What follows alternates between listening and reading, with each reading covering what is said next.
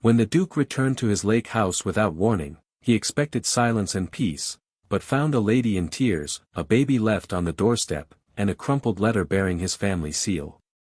Before he could ask a single question, a knock thundered at the door, and the past he tried to bury came back to collect its debt. The lake house had not been meant for living. It had been built for forgetting, a place where the Duke could retreat when London became too loud, too full of faces that expected him to be whole. He had not visited in 2 years.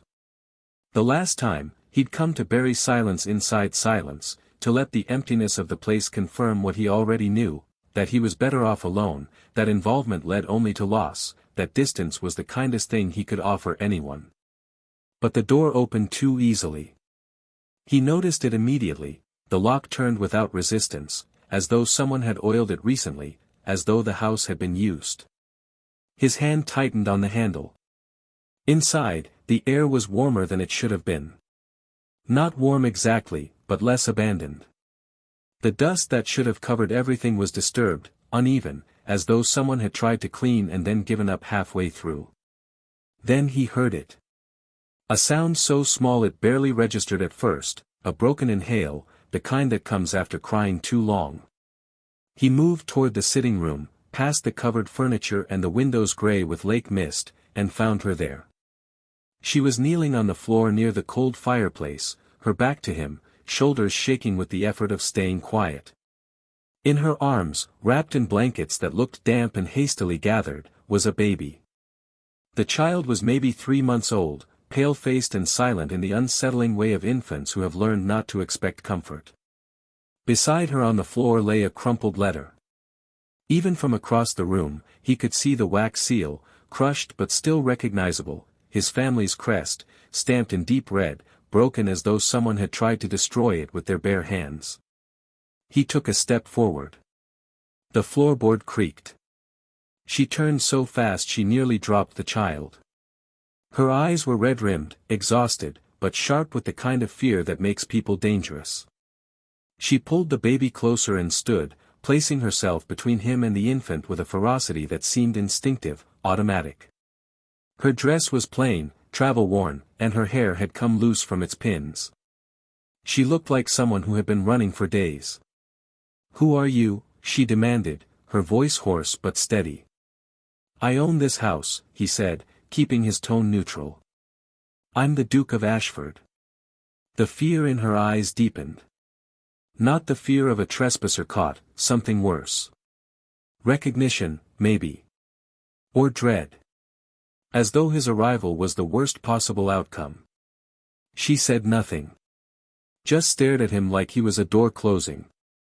Before either of them could speak again, a sound came from outside, heavy boots on gravel, more than one person. Then a knock, sharp and authoritative, the kind that doesn't expect to be refused. "Open the door," a man's voice called. "We're here for the woman and the child." The Duke's gaze snapped to the window. Through the misted glass, he could make out shapes, 3 men, well-dressed, standing with the rigid posture of people who follow orders without question. This wasn't a search party. This was a retrieval. He looked back at the young woman. She had gone pale, her grip on the baby so tight her knuckles were white.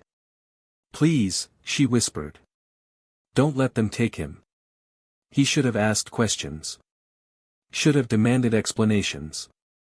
Should have called for his own men and let the law sort it out. But something in her voice, raw, desperate, and utterly sincere, stopped him. He bent down and picked up the letter. The seal was unmistakable. His family's crest, yes, but more than that, it was the specific design used only for private correspondence, the kind that never left the estate unless someone with access had taken it. He unfolded the paper carefully. The handwriting was precise, controlled, written by someone who knew how to choose words that would cut. It spoke of a debt. An old one. A name he had not allowed himself to think about in years. A mistake he thought he'd buried so deeply it could never resurface. The knock came again, harder. "We know you're in there. Open the door or we'll open it ourselves." The young woman's breathing quickened. I didn't know where else to go, she said, her words tumbling out. The baby was left at the church this morning with that letter. I was told to bring him here, that this was the only place he'd be safe. I didn't know you'd be here. I thought the house was empty. He studied her face. She wasn't lying, he could see that much. But she wasn't telling him everything either. Who left him, he asked. I don't know, she said. But the letter says you do. The pounding on the door grew louder. A voice, colder now, more official. This is your final warning. The Duke looked at the letter again, then at the baby. The child's eyes were open now, pale blue and unfocused, staring at nothing. So small. So fragile. So entirely dependent on the choices of people who had already failed him. He could have opened the door. Could have stepped aside. Could have let them take the child and the woman and gone back to his carefully maintained solitude. It would have been the rational choice. The safe one. But the letter mentioned a name. And that name belonged to someone he had once failed to protect. He folded the letter and slipped it into his coat. Then he walked to the door, moved a heavy chair in front of it, and turned back to the woman. Stay here, he said.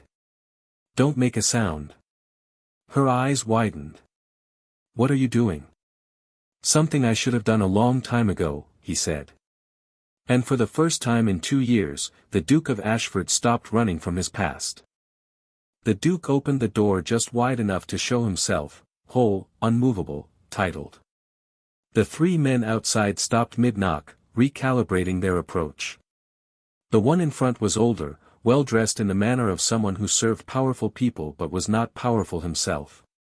His smile was practiced, polite, and entirely without warmth. Your Grace, he said, bowing slightly.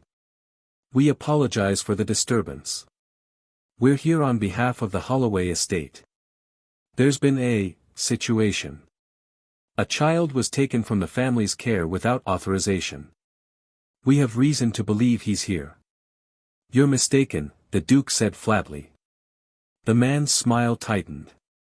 We have witnesses who saw a young woman enter this property early this morning. She was carrying an infant. Surely your Grace understands, this is a matter of family law. The child belongs to the Holloways. We're simply here to return him to his rightful guardians. The Duke didn't move from the doorway. I see no child here. Then you won't mind if we look. I mind very much. The man's pleasant expression began to crack. Your Grace, with respect, interference in a custody matter is a serious offense. The Holloways have legal documentation. If you're harboring the woman or the child. If I were harboring anyone, the Duke interrupted, his voice quiet but edged with something that made the man step back, it would be my business. Not yours. Not the Holloways. Mine. There was a pause. The other 2 men shifted uncomfortably. The spokesman glanced at them, then back at the Duke, recalculating. The family will hear of this, he said carefully. I expect they will. They won't be pleased. I rarely please anyone, the Duke said. It's one of my more consistent qualities. He closed the door before they could respond, sliding the bolt into place. He stood there for a moment, listening. Low voices outside, frustrated but retreating. The crunch of boots on gravel growing fainter. They hadn't expected resistance. That much was clear. Someone had told them this would be simple. When the sound faded completely, he turned back to the sitting room. The young woman was standing exactly where he'd left her, the baby still clutched against her chest. She looked at him like she couldn't decide whether to thank him or run. They'll come back, she said. Probably. You shouldn't have done that. Probably not. She stared at him, searching his face for something, motive, perhaps, or madness. Why did you? He didn't answer immediately. Instead, he walked to the fireplace, knelt, and began building a fire. The wood was old but dry. It caught quickly, filling the room with light and warmth that felt almost aggressive after so much cold. "The letter," he said finally, not looking at her. "It mentions a name. Eleanor Castor." The woman went very still. "You knew her?" "I did." "She's dead." "I know." The baby made a small sound, a whimper that didn't quite become a cry. The woman adjusted her hold, rocking slightly, automatic and gentle. The Duke watched the motion, something tightening in his chest. "Eleanor was my cousin," the woman said quietly. "I was with her when she died. She made me promise, if anything happened, if they tried to take him, I was to bring him here. She said you were the only one who would understand." "Understand what?" "That the Holloways don't want him because they love him. They want him because he's leverage." The Duke rose slowly, brushing ash from his hands. "Leverage for what?" "Eleanor married into the family. She brought money, property, connections. When she died, all of it should have passed to her son.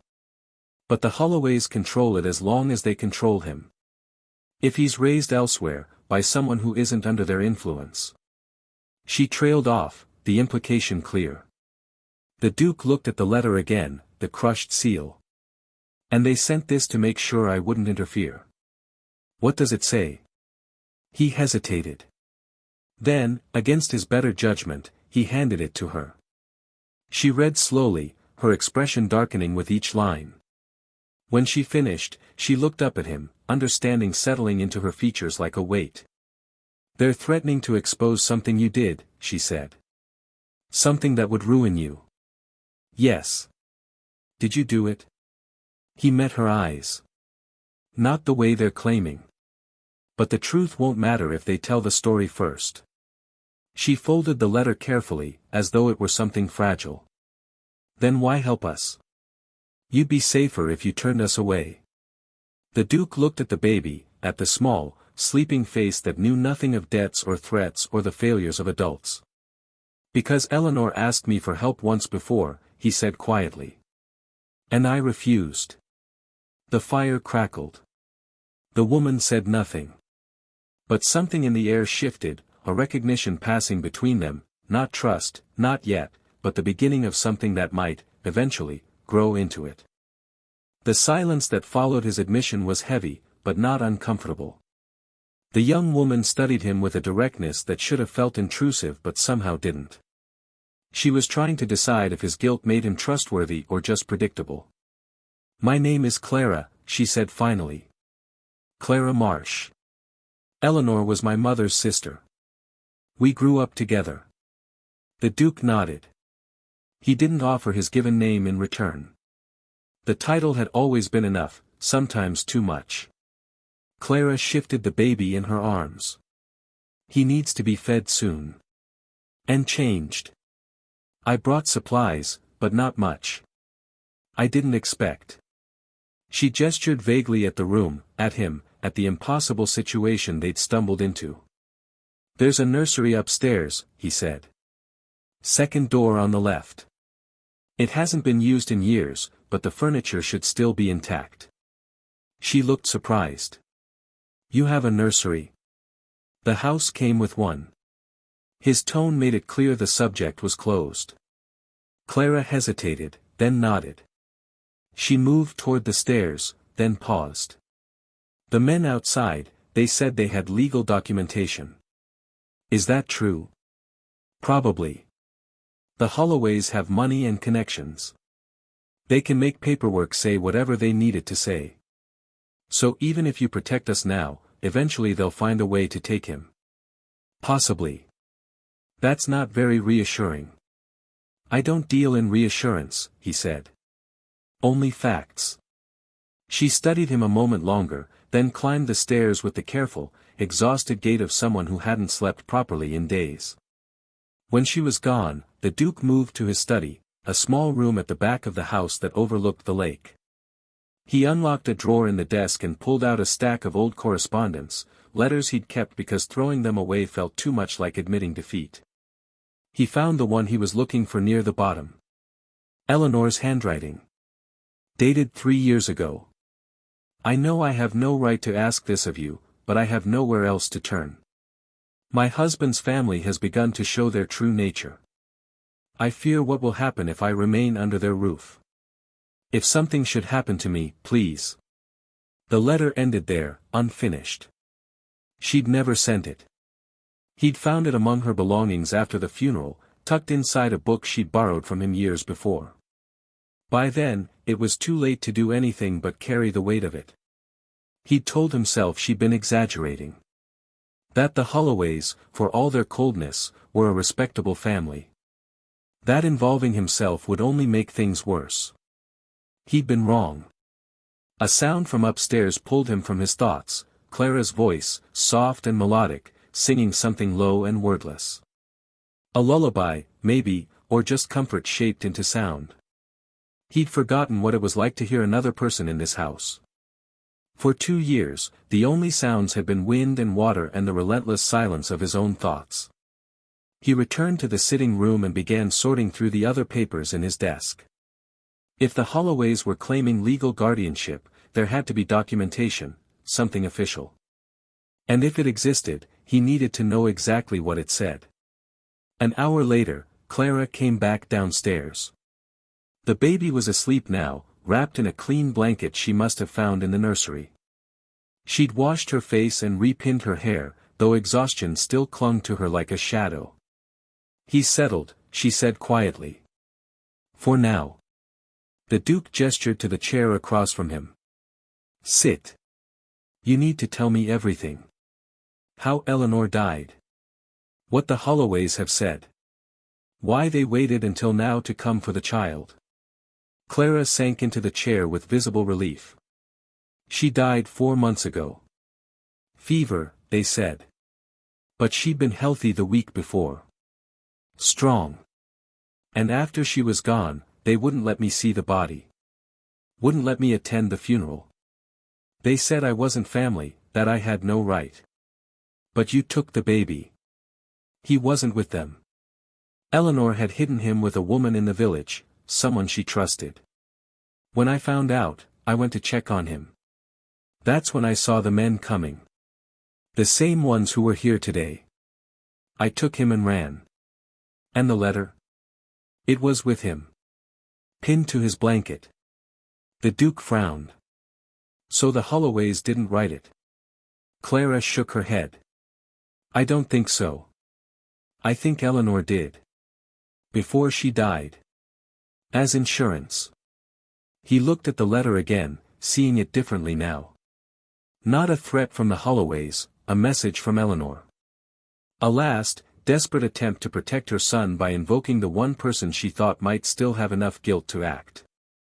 "She knew she was dying," Clara said softly.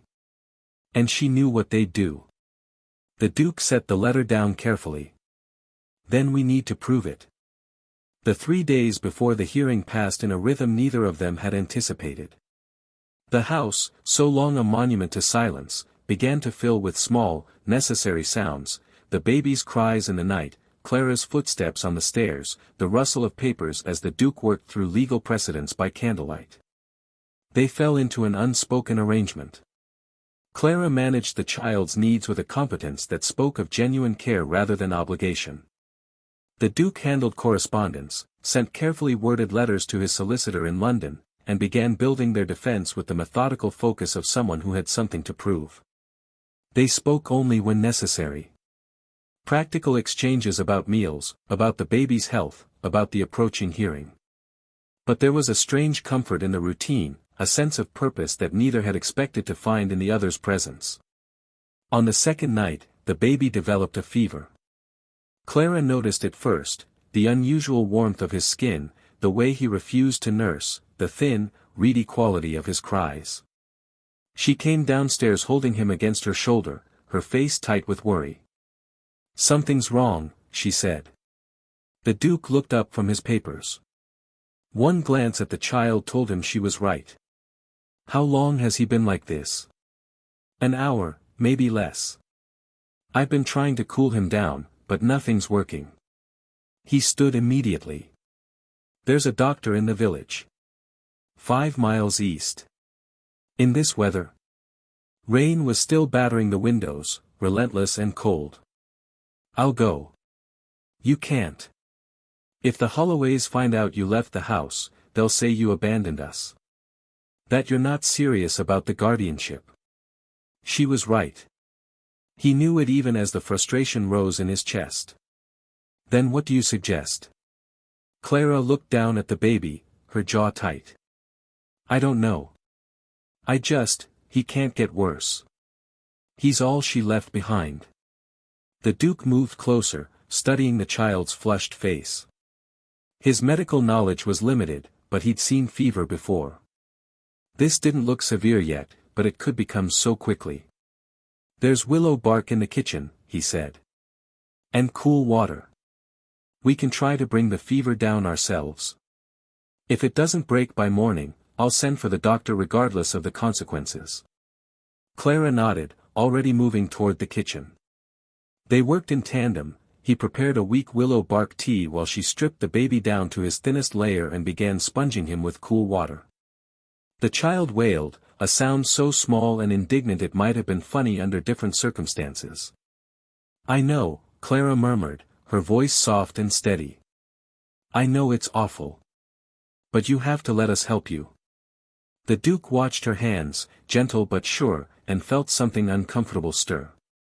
Not attraction, not yet. But recognition. She wasn't doing this out of duty. There was love here, real and uncomplicated, the kind he'd forgotten could exist. Hours passed. The fever didn't break, but it didn't worsen either. Clara refused to put the baby down, holding him upright against her chest, rocking and humming that same wordless lullaby. The Duke stayed nearby, monitoring, occasionally testing the child's temperature with the back of his hand.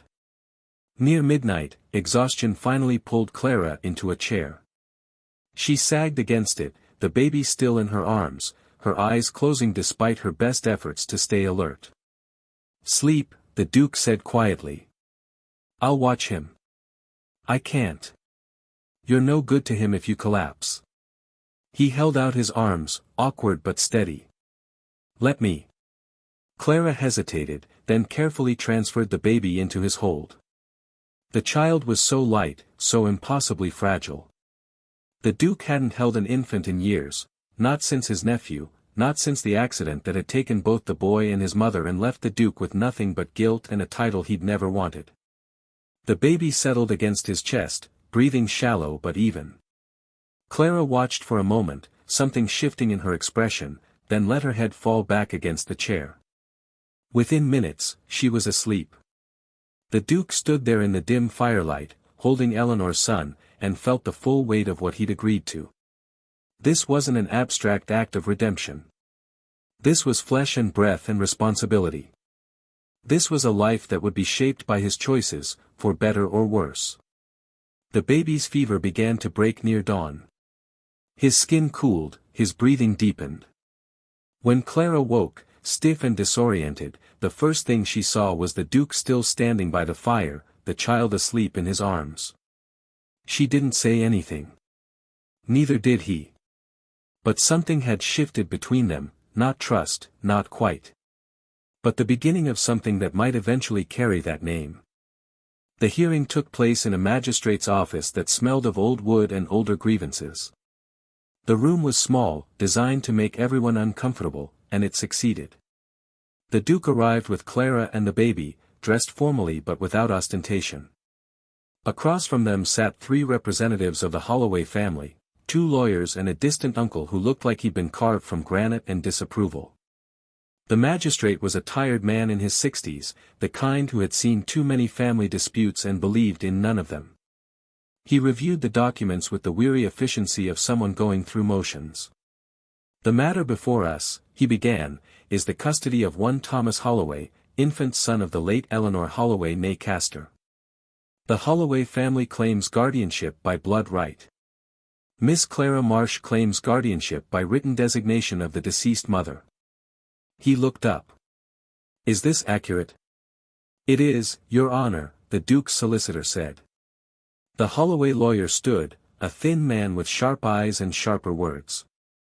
"Your Honor, while we sympathize with Miss Marsh's affection for the child, the law is clear. In the absence of both parents, custody falls to the paternal family. The codicil she's presented is irregular at best. It was filed in a distant county, witnessed by individuals of questionable character, and contradicts earlier documentation. What earlier documentation? Clara asked, her voice tight. The lawyer produced a paper with theatrical precision. A letter, signed by Eleanor Holloway, naming her husband's family as guardians in the event of her death. Dated 2 months before the codicil Miss Marsh has presented. Clara went pale. That's impossible. Eleanor would never. The signature has been authenticated, the lawyer continued smoothly. Whatever Miss Marsh believes about the deceased's intentions, the facts speak otherwise. The Duke leaned forward. May I see the document? The magistrate nodded, and the paper was passed across. The Duke studied it carefully, the signature, the phrasing, the date. Something was wrong. The handwriting was close, but not quite right. Too controlled. Eleanor's hand had always been slightly rushed, letters tilting right. This was measured, deliberate. This is a forgery, he said quietly. The room went silent. The Holloway lawyer's expression didn't change. That's a serious accusation, Your Grace. It's also true. He pointed to the signature. Eleanor Castor's handwriting slanted right. This is vertical. The pressure is wrong. And she never used her married name in personal correspondence, only her maiden name or her full name hyphenated. The magistrate took the document, examining it more closely now. These are subtle distinctions. I have letters from her. I can provide them for comparison. The Holloway uncle spoke for the first time, his voice cold. Your Grace has made his bias clear. He's been harboring the child and Miss Marsh unlawfully. His testimony is hardly objective. My bias, the Duke said, is toward the truth. Which is more than can be said for your family. The magistrate raised a hand. Enough.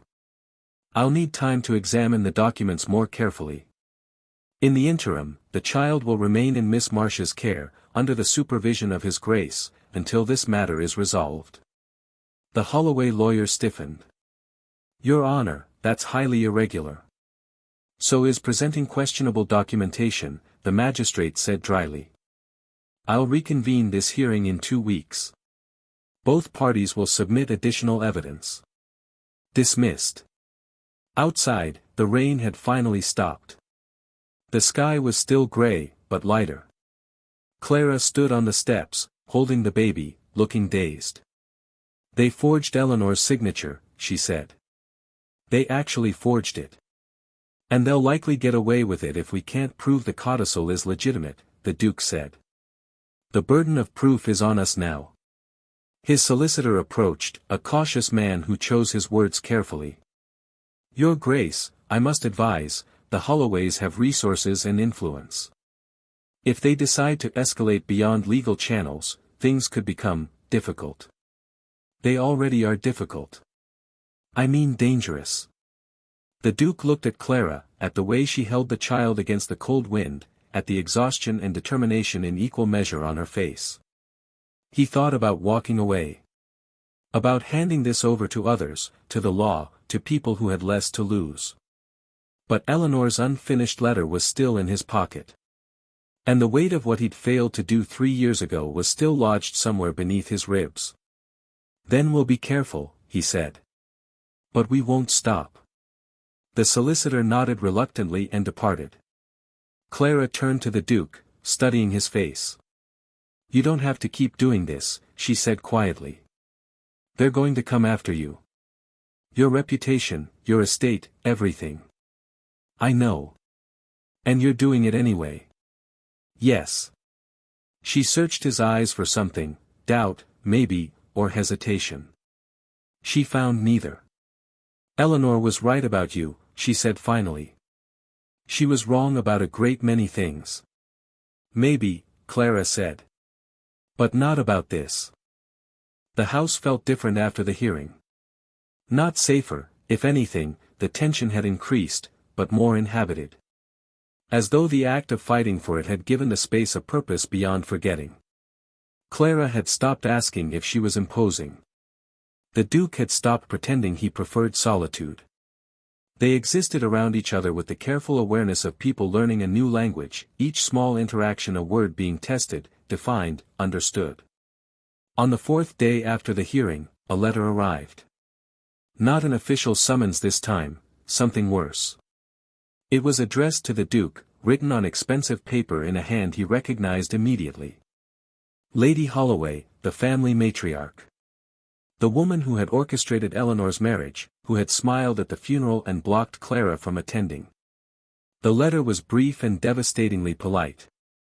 Your Grace, I write not as an adversary, but as someone who remembers your family with great fondness. Your late brother and my husband were close friends. It pains me to see you drawn into a matter that does not concern you. The child belongs with his blood. Miss Marsh, though well-intentioned, is unsuited to raise a boy of such lineage. I trust you understand the precarious position you've placed yourself in. There are those who remember certain events from years past, events that might be of interest to the scandal sheets, should they come to light. I hope it does not come to that. The child would be welcomed back into the family with no further fuss. All that is required is your withdrawal from this affair. I remain, respectfully, yours. Clara found him in the study an hour later, the letter on the desk in front of him, his expression unreadable. What is it? She asked. He handed it to her without comment. She read it slowly, her face darkening with each line. She's threatening you, Clara said. Openly. Yes. What events is she talking about? The Duke was quiet for a long moment. When he finally spoke, his voice was carefully neutral. My brother died 5 years ago. There was an accident, a carriage overturned on a country road. He was killed instantly. His wife died 3 days later from her injuries. Their son, my nephew, survived another week before the fever took him. Clara waited, sensing there was more. I was supposed to be with them that day, he continued. We'd planned to travel together. At the last minute, I stayed behind. Business matters, I said. In truth, I simply didn't want to go. My brother and I had argued the night before over something I can't even remember now. I was petty. I wanted him to know I was angry. That's not your fault, Clara said quietly. The carriage had a faulty wheel. I'd noticed it the day before but forgot to mention it. If I'd been there, I might have seen it. Might have insisted they take a different carriage. He looked up at her. Or I might have died with them. I'll never know. But the question of whether my negligence contributed to their deaths, that's something the Holloways could make sound very damning in the right ears. Clara set the letter down carefully. Is it true? Were you negligent? The inquest said no. But guilt doesn't require a verdict. She studied him with that same directness he was beginning to recognize, not judgment, but assessment. Eleanor knew about this? Yes. And she still asked for your help. She didn't know the details. Only that I blamed myself. Maybe she knew that was exactly why you'd understand her situation. Clara moved to the window, looking out at the lake. The Holloways destroyed her slowly. Not with violence, but with control. With smiles and legal documents and gaslighting her into thinking she was the problem. By the end, she believed she was going mad. That's why she didn't fight harder when her husband died, she thought maybe they were right about her. The Duke heard the anger in her voice, and beneath it, the grief. You tried to help her. I tried. But I was just her cousin, nobody important. They made sure I couldn't reach her. By the time I found a way, it was too late. She turned back to him. That's why I won't let them have Thomas. Not because Eleanor asked me to, but because I know what they'll do to him. They'll turn him into a tool, just like they tried to do with her. Then we agree, the Duke said. You're going to ignore the letter? Yes. They'll follow through on the threat. Probably. Clara looked at him for a long moment, something shifting in her expression. You're not doing this just for Eleanor anymore. He didn't answer. Couldn't, really. Because she was right. Somewhere between the hearing and the sleepless night watching Thomas's fever break, this had stopped being about redemption and started being about something else. Something he didn't have a name for yet. The solicitor sent word, he said instead. He found the witnesses who signed Eleanor's codicil. They're willing to testify. That's good. If we can keep them safe until the next hearing. Clara nodded slowly. Then we'd better figure out how. The witnesses were a problem before they'd even met them. The first, a clergywoman from the parish where Eleanor had filed the codicil, sent word that she'd been visited by concerned individuals, asking questions about her involvement. The second, a local magistrate's clerk, simply disappeared. No note, no explanation. His lodgings were cleaned out as though he'd never existed. That left one, a midwife named Mrs. Brennan who'd attended Thomas's birth and had been one of Eleanor's few confidants in those final months. She agreed to meet them, but only on neutral ground, a coaching in halfway between the lake house and the village where she lived. The Duke and Clara traveled in his carriage, Thomas bundled between them. The baby had recovered fully from his fever and seemed to have discovered his voice, babbling and grasping at Clara's fingers with surprising strength. She spoke to him softly, pointing out the window at passing trees as though he could understand. You're good with him, the Duke observed. Clara glanced up, surprised. I've had practice.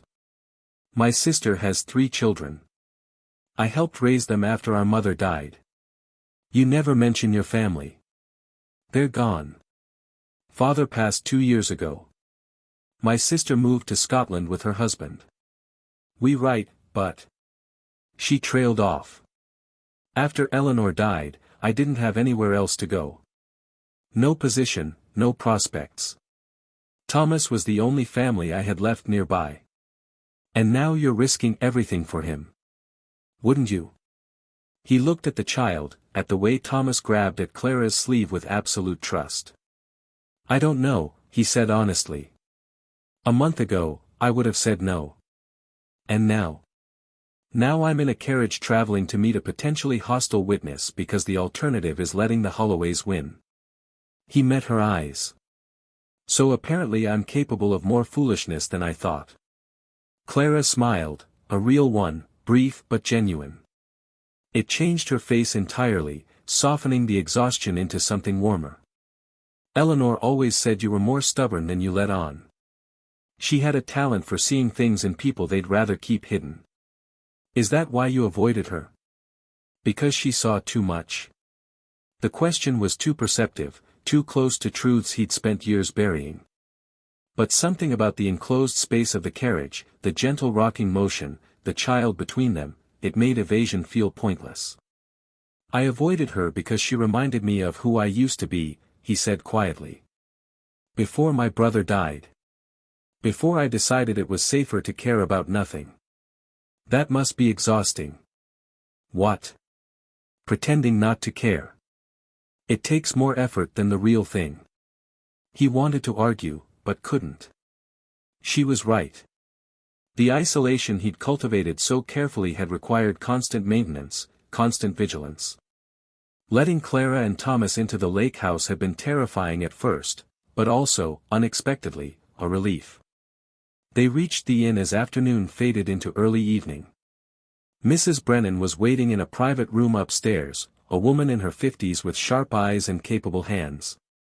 She stood when they entered, studying them both with open assessment. Miss Marsh, she said. Your Grace. Her gaze fell on Thomas, and her expression softened. And the boy? He's well. He is, Clara said. Thanks to your care during his birth. Mrs. Brennan nodded. Eleanor was terrified that day. Not of the birth, she was strong enough for that. But of what would come after. She knew her husband's family would try to control the child. She looked at the Duke. That's why she wanted the codicil. Insurance, she called it. You witnessed her sign it, the Duke said.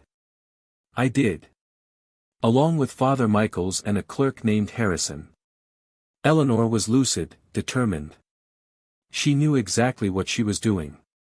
The Holloways claimed she was mentally unstable. That any documents she signed in those final months are suspect. Mrs. Brennan's expression hardened. They're the ones who made her believe she was losing her mind. Isolated her, contradicted her, made her doubt her own memories. I've seen it before, it's a particular kind of cruelty. She paused. I'll testify to that if needed. It will put you at risk, Clara said. I'm aware. Mrs. Brennan looked at Thomas again. But I held that boy minutes after he was born. I watched Eleanor hold him and cry because she knew she might not have long with him. If testifying means he doesn't grow up with people who'll do to him what they did to her, then the risk is worth it. The Duke felt something settle in his chest, not quite hope, but close to it. The hearing is in 10 days. Can you be ready? I can. She reached into her bag and pulled out a leather journal. And I have this. Eleanor asked me to keep notes on Thomas's early months. Feeding schedules, growth, temperament. But she also wrote in it herself sometimes. Thoughts about her husband's family. Concerns. Fears. She handed it to Clara. It's dated. Detailed. And it proved she was thinking clearly right up until the end. Clara opened the journal carefully, her hands trembling slightly. Eleanor's handwriting filled the pages, neat, purposeful, undeniably sane. Her eyes filled with tears. Thank you, she whispered. Mrs. Brennan nodded. Get that boy somewhere safe. And keep him there. They left the inn as darkness fell, the journal secured in the Duke's coat. For the first time since this began, they had something more than desperation. They had proof. They didn't make it back to the lake house. 2 miles from the inn, the carriage lurched violently to one side. The Duke barely had time to brace himself before they pitched into the ditch, wood splintering, horses screaming. Clara clutched Thomas against her chest, curling over him as they crashed. Then silence. Terrible and complete. The Duke's head rang, his shoulder screaming where it had slammed against the door frame. He pushed himself upright, tasting blood. Clara? I'm all right. Her voice was shaken but steady. Thomas? The baby wailed, furious and terrified but clearly breathing. The Duke forced the damaged door open and climbed out, then reached back to help Clara and the child. His driver was already on the ground, examining the horses with grim efficiency. Will axle snapped clean through, the man said. But it wasn't where, Your Grace. Someone cut it part way. Meant to give out on the road. The Duke's blood went cold. He looked back toward the inn, then forward toward home. They were exposed here, vulnerable. And whoever had sabotaged the carriage might still be watching. Can you ride? He asked the driver. Aye. Take one of the horses. Go to the village, get help. We'll wait here. The driver hesitated. Your Grace, if someone's watching. Then they'll see one man riding for help, not 3 people stranded in a broken carriage. Go. The man mounted quickly and disappeared into the darkness. The Duke turned to Clara. She was pale but composed, checking Thomas over with methodical care. He's not hurt, she said. Just frightened. We should move away from the road. Into the trees. She nodded. They gathered what they could, the journal, a blanket, the bag with Thomas's supplies, and made their way into the forest bordering the road.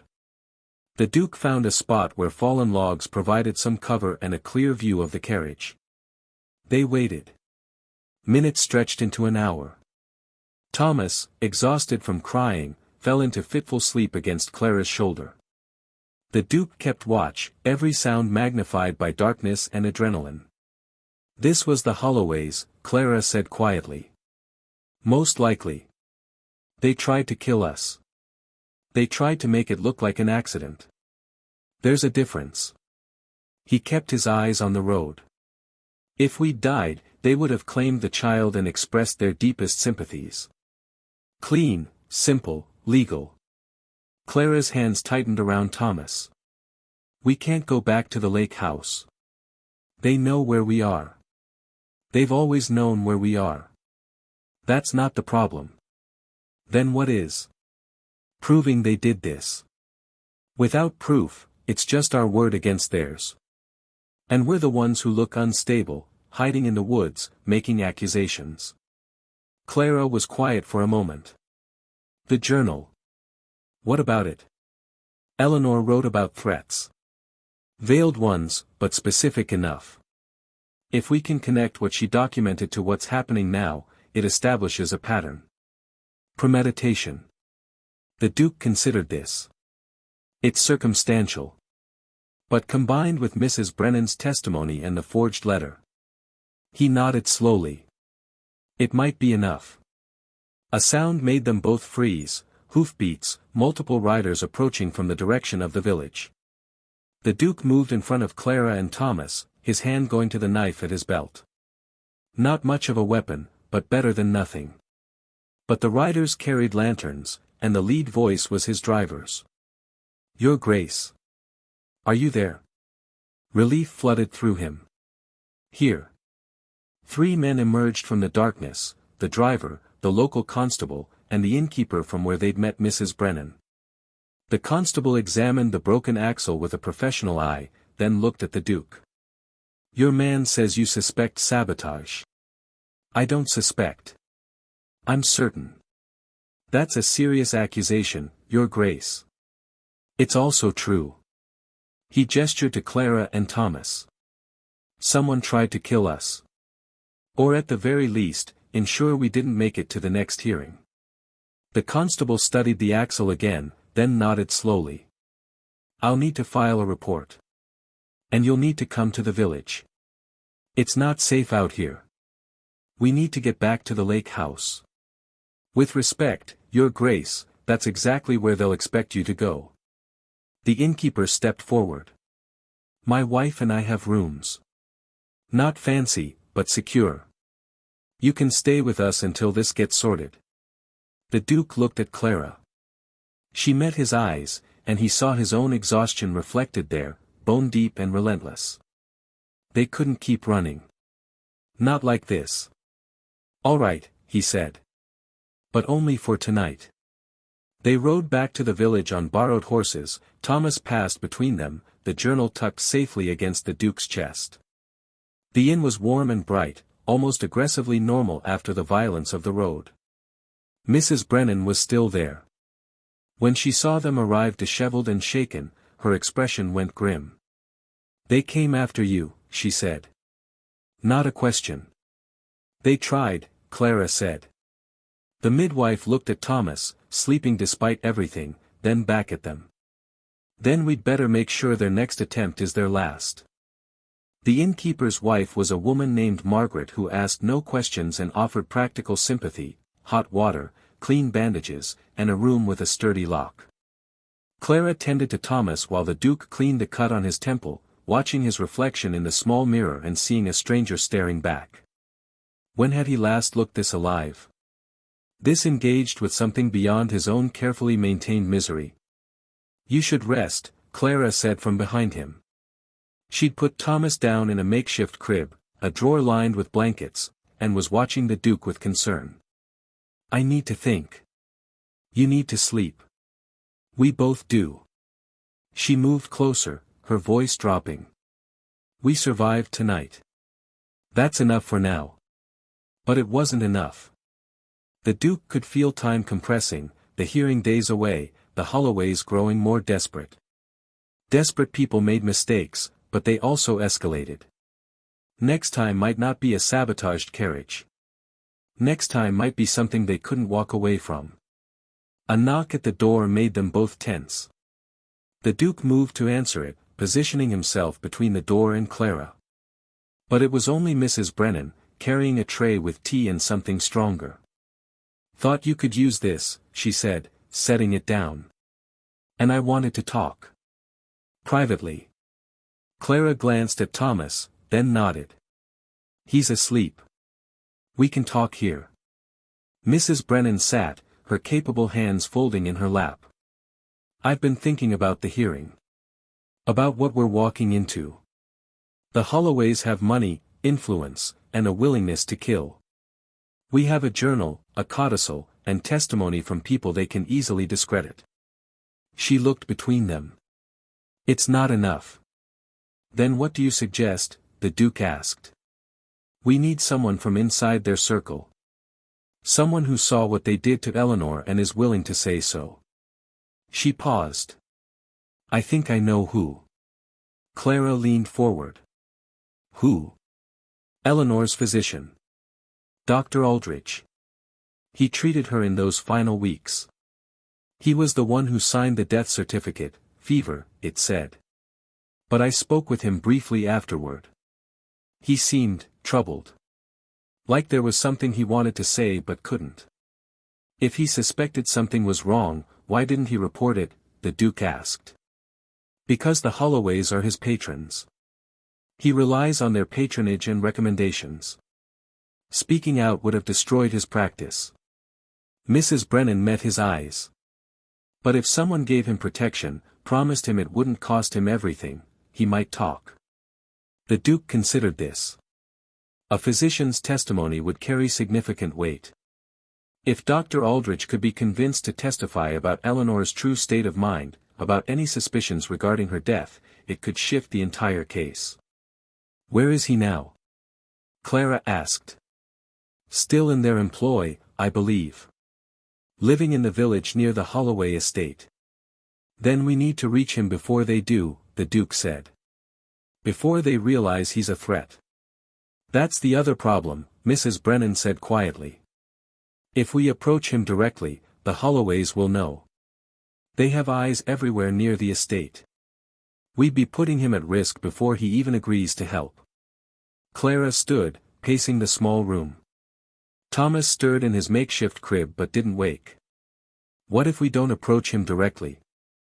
What if we send word through someone he trusts? Someone who wouldn't raise suspicion." "Like who?" "You," Clara said, turning to Mrs. Brennan. "Physicians and midwives work together. It wouldn't be strange for you to contact him about a patient case. You could arrange a meeting on neutral ground." Mrs. Brennan considered this. "It might work. But it would have to be soon. The hearing is in 8 days. Tomorrow, then," the Duke said. "Can you make contact?" "I can try." They spent the next hour planning how to approach Dr. Aldrich, what to say, what protections they could offer. The Duke agreed to use his influence to secure the physician a position elsewhere if needed, somewhere beyond the Holloway's reach. It wasn't much, but it was something. When Mrs. Brennan finally left, the room fell silent except for Thomas's soft breathing. Clara sank into a chair, exhaustion written across every line of her body. "Do you think he'll agree?" she asked. "The doctor?" "I don't know. Fear is a powerful motivator. So is guilt." The Duke moved to the window, looking out at the dark village streets. "But if he loved Eleanor at all, if he saw what they did to her and it haunts him the way it should, he'll come. And if he doesn't? Then we go to the hearing with what we have and hope it's enough." Clara was quiet for a long moment. "I'm scared," she said finally. "Not just for Thomas. For you. For all of us. This has become so much bigger than I ever imagined." The Duke turned to face her. In the candlelight, she looked impossibly young and impossibly strong all at once. "You could still walk away. Take Thomas, disappear. I could create a distraction, buy you time to get somewhere safe. And abandon you to face them alone." She shook her head. "No. We started this together. We finish it together. Something shifted in his chest, that same uncomfortable warmth he'd felt watching her with Thomas, but stronger now. More certain. Eleanor chose well, he said quietly. When she trusted you with him. Clara's eyes met his, and for a moment, the space between them felt charged with something neither was quite ready to name. Get some rest, she said softly. Tomorrow we find the doctor. And then we end this. Dr. Aldridge agreed to meet them, but only at dawn, in a chapel 2 villages away from the Holloway estate. He arrived alone, a man in his 40s who looked like he hadn't slept properly in months. His eyes went immediately to Thomas, sleeping in Clara's arms, and something in his expression crumpled. He looks like her, the doctor said quietly. He has her eyes, Clara agreed. They sat in the back pew while Mrs. Brennan kept watch by the door. The Duke studied Aldridge carefully, the tremor in his hands, the tightness around his mouth. This was a man carrying secrets that were eating him alive. Why did you agree to meet us? The Duke asked. Because I've been a coward long enough. Aldridge's voice was rough. I knew something was wrong with Eleanor in those final weeks. The symptoms she described, the confusion, the memory loss, the tremors, they weren't consistent with fever or melancholia. What were they consistent with? Clara asked, though her tone suggested she already knew. Poisoning. Small doses, administered regularly. Arsenic, most likely, or something similar. He looked at his hands. I suspected, but I couldn't prove it. And without proof, accusing the Holloways would have been suicide. Professional and possibly literal. The Duke felt cold fury settle in his gut. You let her die. Yes. Aldridge met his eyes, unflinching. I told myself I needed more evidence. That I couldn't act on suspicion alone. The truth is, I was afraid. And Eleanor paid the price for my cowardice. Why tell us now? Clara's voice was tight. Because when I signed that death certificate, I promised myself that if anyone ever challenged the Holloway's custody of her son, I would tell the truth. No matter the cost. He reached into his coat and pulled out a journal, smaller than Eleanor's, but filled with his physician's notes. I documented everything. Every symptom, every visit, every suspicion I had. It's not proof of murder, but it's enough to raise serious questions. The Duke took the journal, scanning the pages. The handwriting was precise, clinical, damning. This could destroy you. Your reputation, your practice. I'm already destroyed. Aldridge looked at Thomas again. I see her every time I close my eyes. If testifying means that boy doesn't grow up under the same roof that killed his mother, then it's the least I can do. Clara's eyes were bright with tears. Thank you. Don't thank me. I'm 3 years too late. He stood. The hearing is in a week. I'll be there. But after that, I'm leaving the country. I've already made arrangements. They can't ruin what I don't stay to protect. After Aldridge left, they sat in silence. The chapel was cold and empty, but somehow it felt safer than anywhere they'd been. The Duke thought about Eleanor, about those final weeks when she must have known something was wrong, must have felt herself slipping away and been powerless to stop it. We have everything we need now, Clara said quietly. The codicil, the journal, Mrs. Brennan's testimony, and now Aldridge's evidence. It's enough to bury them. If we survive until the hearing. We will. She adjusted Thomas in her arms, and the baby stirred, opening his eyes. For a moment, he simply stared at the Duke, that unnerving infant focus that seemed to see too much. Then he smiled, a small, toothless expression of pure trust. The Duke felt something crack open inside his chest. I need to tell you something, he said, the words coming before he could stop them. About why I really avoided Eleanor. Clara turned to him, waiting. She was in love with me once. Before her marriage. We were young, and I was too much of a fool to see what was right in front of me. By the time I realized, she was already engaged to Holloway. I told myself it was for the best, that I wasn't suited for marriage, for responsibility. That she'd be better off without me. He looked at Thomas. And then they destroyed her. Slowly, methodically, exactly as I would have prevented if I'd had the courage to speak up when it mattered. You think if you'd married her, she'd still be alive? I know she would. Clara was quiet for a long moment. Maybe. Or maybe the Holloways would have found another way. People like that, they don't stop just because something's difficult. They adapt. She reached out, her hand covering his. Eleanor didn't ask you to save her back then.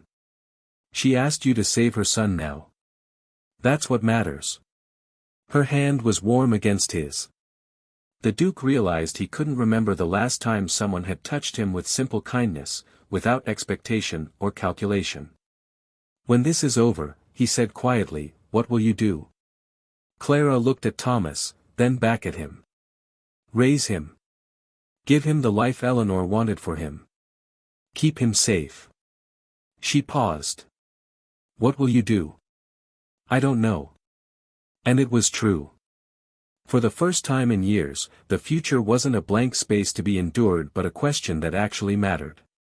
But I'd like to be part of the answer. Clara's fingers tightened around his. I'd like that too. The Holloways made their move 3 days before the hearing. It started with a fire at Mrs. Brennan's cottage, suspicious in its timing, contained before it could spread, but clear in its message. Then Dr. Aldridge's home was broken into, his medical files ransacked. Nothing stolen, but the threat was unmistakable. The Duke received a second letter from Lady Holloway. This one was shorter, devoid of the earlier politeness. You have cost us enough, Your Grace. Stand down, or the next fire won't be so easily contained. Clara read it in the inn's private room, her face pale but resolute. They're getting desperate. Desperate enough to make mistakes, the Duke said. The constable documented both incidents. It's establishing a pattern of intimidation. It's also proving they're willing to escalate. She looked at Thomas, playing with a wooden rattle on the floor. We need to move him somewhere they can't reach. Before the hearing. Where? They have resources across 3 counties. Margaret, the innkeeper's wife, spoke from the doorway. I might have an answer to that. She entered carrying a letter.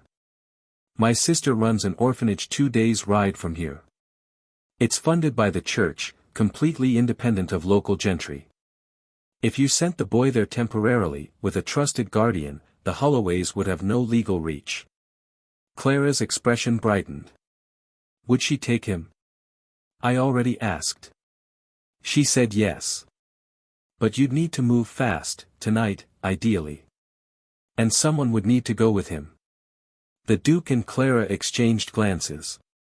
The logic was sound, but the thought of separating from Thomas now, after everything, felt wrong. Still, his safety had to come first. I'll go, Clara said. He knows me. He'll be calm with me there. No. The Duke's voice was firm. They're watching you. If you leave, they'll follow. But they're not watching Margaret's sister. We send Thomas with her and a trusted driver. You and I stay here, visible, to draw their attention. You want to use ourselves as bait. I want to ensure Thomas is safe while we finish this. He turned to Margaret. Can your sister leave tonight? She's already on her way. Should arrive within the hour. It happened quickly after that, the kind of rushed, wrenching goodbye that left no room for second thoughts. Clara held Thomas close, whispering promises into his hair while he babbled, oblivious to the weight of the moment. When Margaret's sister arrived, a stern woman with kind eyes named Sister Agnes, Clara handed him over with visible effort. Keep him safe, she said. With my life, Agnes promised. They watched from the window as the carriage disappeared into the night. Clara stood rigid, her arms wrapped around herself as though holding herself together by force of will. He'll be all right, the Duke said quietly. I know. It's just, her voice broke. I've lost so many people. Eleanor, my parents, my sister to distance. Thomas is all I have left of her. Of them. The Duke moved closer, and without thinking, pulled her into an embrace. She stiffened for a moment, then collapsed against him, silent tears soaking into his coat. He held her, one hand awkward on her back, unsure of comfort but offering it anyway. You haven't lost him, he said. He's safe. And in 3 days, we'll make sure he stays that way. She pulled back, wiping her eyes roughly. I'm sorry. That was human. You're allowed to be human, Clara. She looked at him then, really looked, and he saw the moment something shifted between them. Not just trust or partnership, but something deeper. Something that had been building since that first night when she'd shown up soaked and desperate at his door. Why are you really doing this? She asked. It's not just about Eleanor anymore. It hasn't been for days. The Duke could have deflected. Could have retreated into the carefully maintained distance he'd perfected over years of isolation.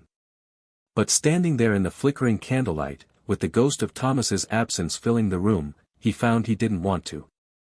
Because you reminded me what it feels like to care about something beyond my own guilt, he said.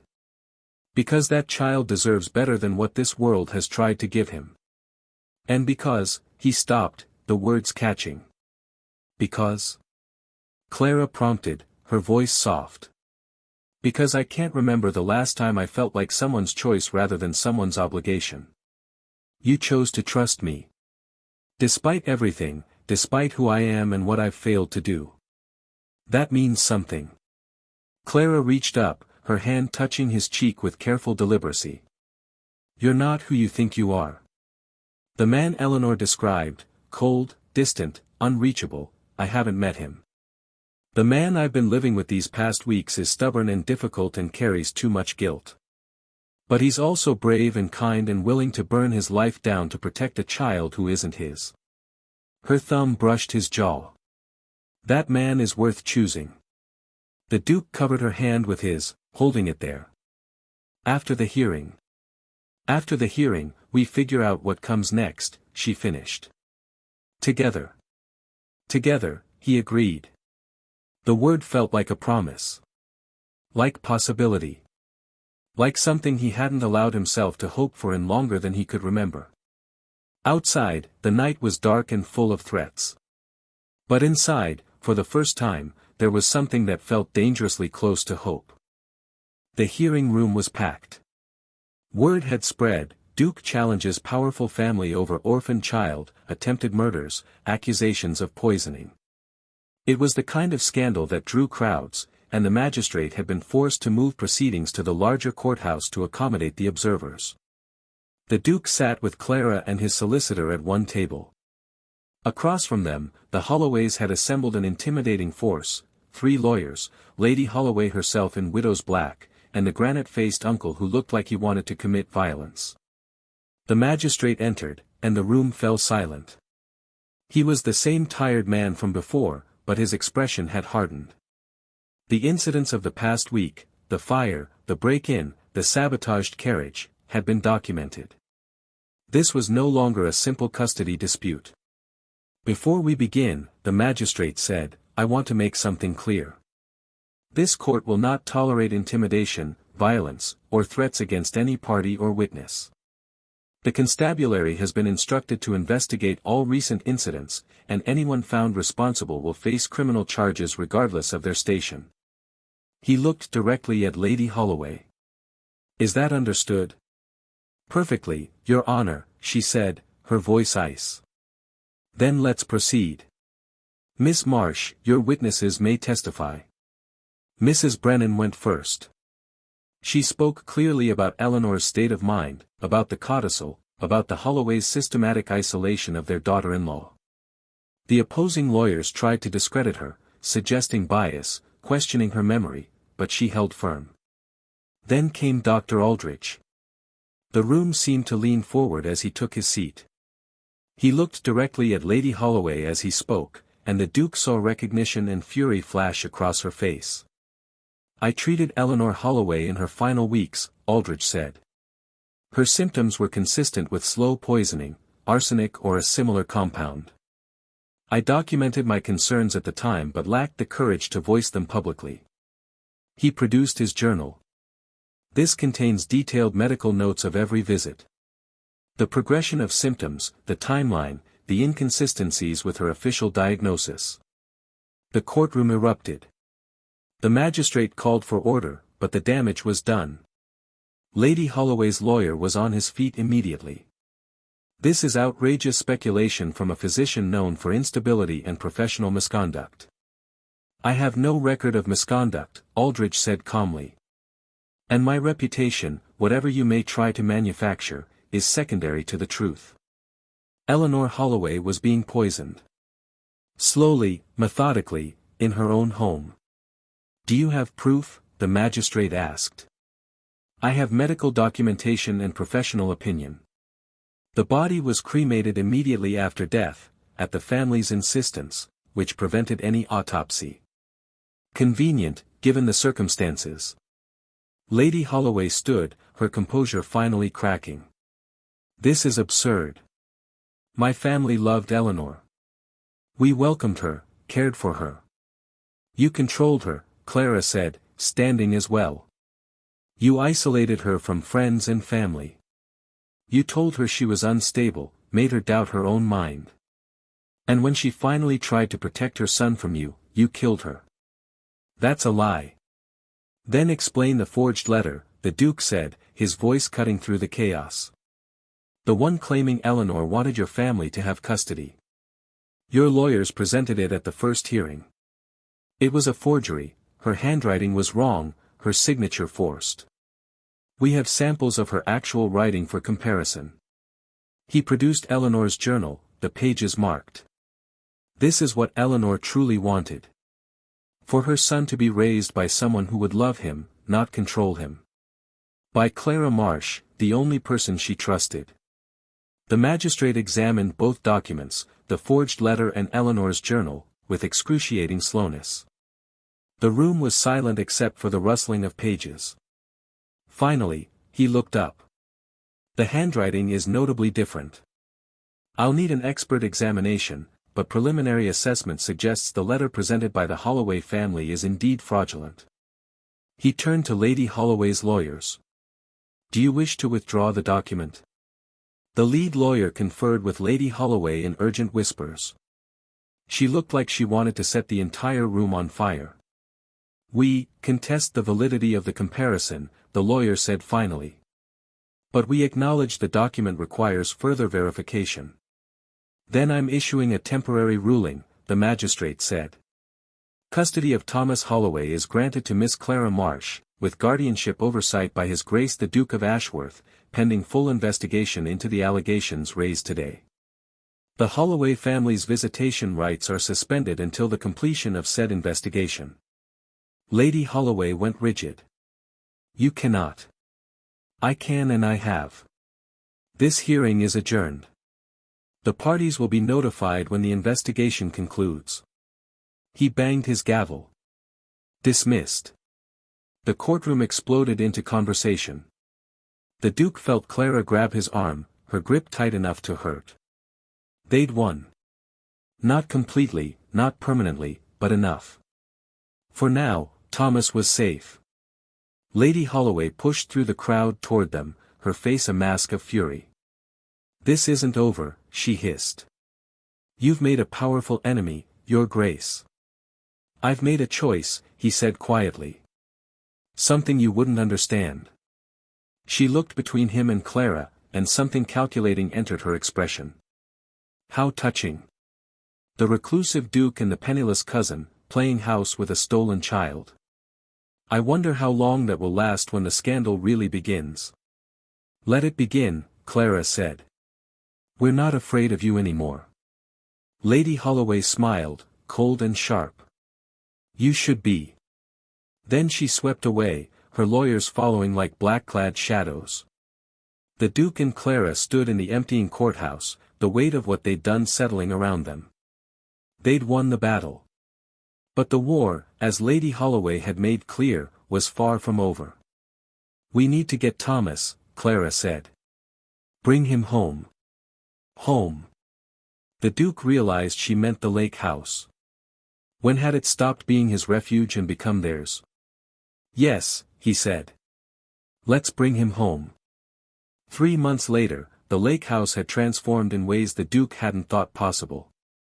There were toys scattered across the drawing-room floor, wooden blocks and soft cloth animals that Thomas grabbed with increasing coordination. The curtains stayed open now, letting light flood rooms that had spent years in deliberate shadow. Clara's books occupied the shelves next to his, her handwriting filling the margins with notes and observations that made him smile when he found them. The investigation had concluded 2 weeks prior.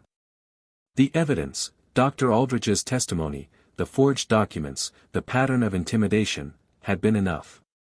The Holloways faced criminal charges for fraud and conspiracy. Lady Holloway herself had fled to the continent, though rumors suggested the law would catch up with her eventually. Thomas was legally Clara's now, with the Duke named as guardian. The scandal had been enormous, as predicted. But instead of destroying them, it had somehow freed them. The Duke, who had hidden from society for years, found he didn't care what people thought anymore. He had something more important to protect. He found Clara in the garden, Thomas on a blanket at her feet, reaching for the late spring flowers with determined baby hands. She was reading, one hand resting absently on Thomas's back, keeping him steady as he explored. "He'll be walking soon," the Duke observed, settling onto the blanket beside them. "God help us when he does," Clara said, but she was smiling. "He's already too curious for his own good. Yesterday I found him trying to eat a boot. A discerning palate." She laughed, a sound that had become common enough to lose its novelty but not its impact. The Duke had discovered he would do quite a lot to hear that laugh. Thomas noticed him and immediately abandoned the flowers, crawling across the blanket with single-minded determination. The Duke picked him up, and the baby grabbed his collar, babbling something that might have been a word or might have been nonsense. "He's trying to say your name," Clara said. "I've been practicing with him." "What am I to him?" the Duke asked quietly. "Uncle? Guardian? Something else?" Clara set her book aside, studying him with that direct gaze he'd learned meant she was about to say something important. "What do you want to be to him?" It was a question he'd been avoiding for weeks. Because the answer, the real answer, required admitting things he'd spent years denying about himself. "I want to be someone he can count on," he said finally. "Someone who doesn't disappear when things get difficult. Someone who," he stopped, the words catching. "Someone who stays," Clara finished softly. "Yes." She moved closer, her shoulder touching his. Thomas, sensing the shift in atmosphere, decided this was the perfect time to grab the Duke's nose with both hands. "He already knows you're that person," Clara said. "He trusts you completely. Possibly more than is wise, given your tendency toward brooding." "I don't brood." "You absolutely brood. But less than you did." She took his hand, threading her fingers through his. "We've been dancing around this for weeks. So I'm going to be direct, I don't want to leave. Not just because of Thomas, though he needs stability. But because us, here, this strange little family we've built, it's the first place I've felt like I belonged in years." The Duke's throat tightened. "I asked you once what you'd do after the hearing. You said raise Thomas. Give him the life Eleanor wanted." "I did say that. What I didn't ask was whether you'd consider doing it here. Permanently. With me." Clara turned to face him fully, her eyes bright. "Are you asking what I think you're asking?" "I'm asking if you'd marry me. If you'd let me be Thomas's father in truth, not just on paper. If you'd stay, not because you have nowhere else to go, but because this is where you want to be." He paused. "I know I'm not what you might have imagined. I'm difficult and damaged, and I spent years convincing myself I was better off alone. But you've proven I was wrong about that. About a lot of things. You really are terrible at romantic speeches, Clara said, but her voice was thick with emotion. Is that a no? That's a yes, you impossible man. She kissed him, gentle and certain, Thomas squirming between them in protest at being squished. Yes to all of it. To staying, to marriage, to being a family. To this life we've accidentally built together. Thomas chose that moment to voice his opinion, a loud, emphatic sound of approval that made them both laugh. I think he agrees, the Duke said. He has excellent judgment, Clara replied. They sat there in the garden as afternoon faded to evening, the three of them tangled together on the blanket.